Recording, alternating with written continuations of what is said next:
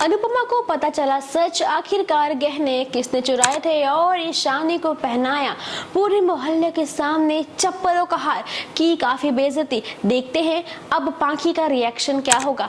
आप सभी का स्वागत है टेलीविजन पे लाइव इंटरेस्टिंग अपडेट्स टीवी की दुनिया से, जहां हम देखेंगे अनुपमा के शो में। भाई अनुपमा यार, आप सब जानते हो यार, वो ऐसी मदर इंडिया है। मदर इंडिया मतलब बच्चों से बहुत प्यार करती है, लेकिन अगर बच्चों ने गलती की है तो वो एकदम सच्चे इंसान की तरह उन्हें सजा देने से कभी नहीं कतराती। जी हाँ, हर बार पाखी की गलती हो चाहे तोशु की गलती हो, दोनों उनकी खुद की औलादे थी, स्टिल कभी अनुपमा ने उन्हें पनिश करने से पीछे नहीं हटी, कभी नहीं कतराई कि ये मेरे बच्चे सजा कैसे दे दो, कभी नहीं। और आज ईशु उनकी नाती हुई ना भाई, बेटी की बेटी है वो, जिसको खुद अनुपमा ने इतना सिक्योर किया, संभाला, समझाया, डिप्रेशन से बाहर निकाला। उस लड़की ने फिर से बदतमीजी शुरू कर दी और साथ ही साथ अब गहने चोरी करके अपने शौक पूरे कर रही है, वो भी किसी और के। अनुपमा को ये सच मालूम पड़ा है कैसे, आइए जानते हैं। सरिता ताई हैं, मोहल्ले में काफ़ी औरतें हैं, सब बहुत दुखी थी कि गहने चोरी होना अपशगुन होता है। अपनी घर की बेटी यानी मोहल्ले की बेटी यानी अपनी बेटी है, वो शादी करके जा रही, इसके पास कुछ नहीं होगा।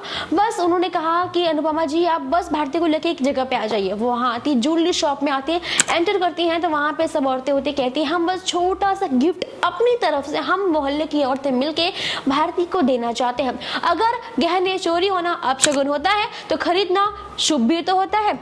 बस इतना कहती है, फिर लोग मान जाते हैं और गहने लेने शुरू करते हैं।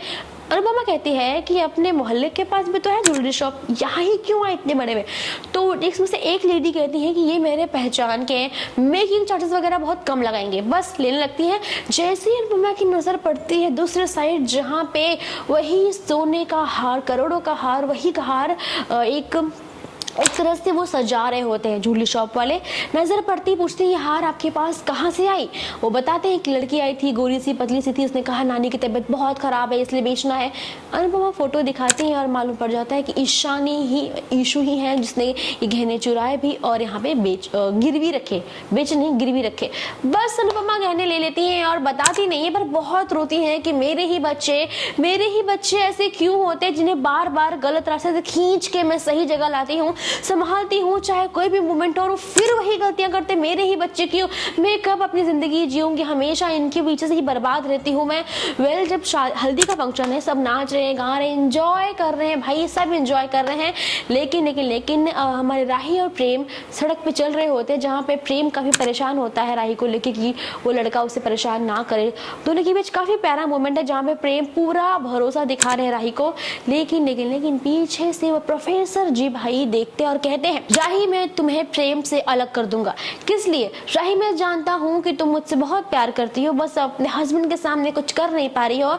हम दोनों को एक करना है और एक करने के लिए इस प्रेम को रास्ते से हटाना होगा।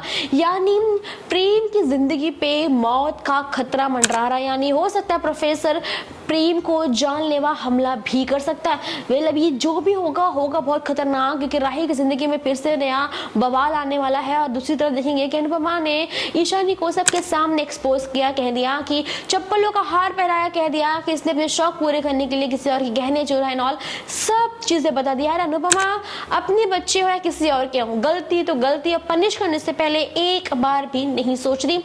बस देख लो यही चीजें हुई है यहाँ पे। अब बात करेंगे अगले अपकमिंग ट्विस्ट की, जहाँ पे दिखाया जाएगा कि अनुपमा बनती है सेंटा क्लॉज और राही अपनी माँ के पास जा रही होती है। लेकिन तभी वहाँ पे कोई और एंट्री लेता है, यानी कोई और लड़की की एंट्री हो रही है भाई, जहाँ वो प्रेम पे नजर गड़ा रही है अपनी।